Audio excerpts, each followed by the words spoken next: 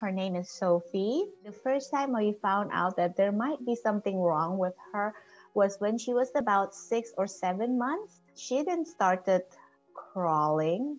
We thought that at that time maybe it was just a little bit of a delay, so we waited for a while. But what we really noticed was she was always clenching her right hand. We went to two pediatric neurologists in Indonesia, and both of them suggested that we need to get an MRI, a brain MRI for Sophie, because because she might be showing us symptoms of brain injury. We got a diagnosis of cerebral palsy hemiplegic. I was like Googling around, and I found another Indonesian mother who blogged about her daughter's conditions and talked about Glenn Doman's method. So I was thinking, oh, this might be something that is worth to try because it was perfectly fit to the situation.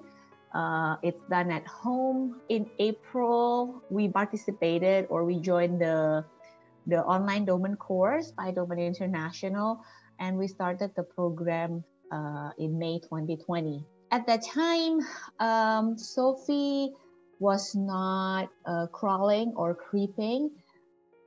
She was repeatedly sick.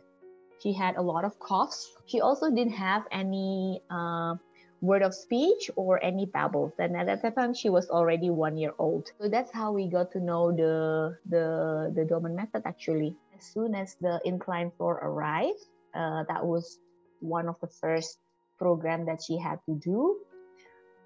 We started with a physical program. In the beginning, Sophie was not even able to move. She hated to be in the prone position. So after 2 weeks, we could already see that she was moving. Everything was really as predicted by the Doman International staff. So first we started with the incline floor. A few months after that, we were able to go for flat floor, and then soon after that, she was crawling everywhere.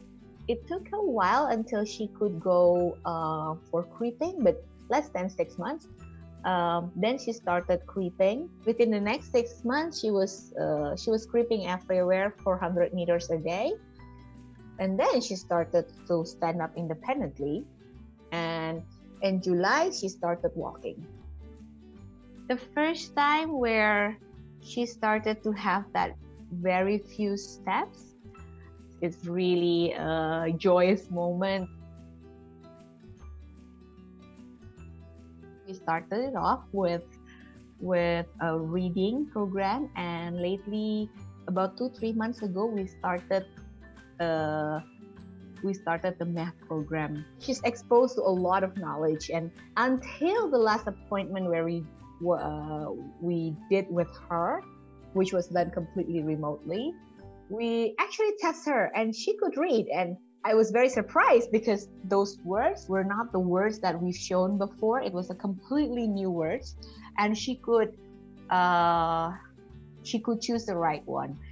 We tried many times at home. We gave multiple choices of maybe 3 different cards or even 4 different cards, and she could choose the right one. We also do the Doman cards, so that's really fun. She knows like from precious gems to, I don't know, types of boats or like the things that I don't even know, right? Language development was also something that we see is very developing quite rapidly. We started with no speech, no sound at all.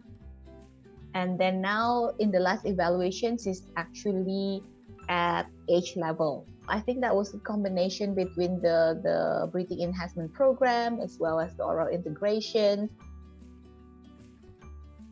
Now she has, I don't know, thousands of words of speech.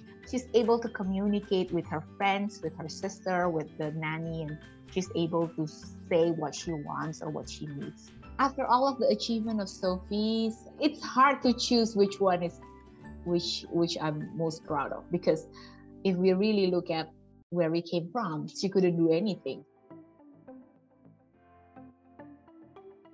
The result obviously it's important, the fact that she's walking, the fact that she's being able to read and count. But what I'm really proud of is the process, how she can be where she is today. The family has become a team, and everyone support each other are really the key. And then after 1.5 years, oh, I get teary eyes talking about this, because with that cooperations, with that all that support in the house to make the program successful, I think that's the key where she is today.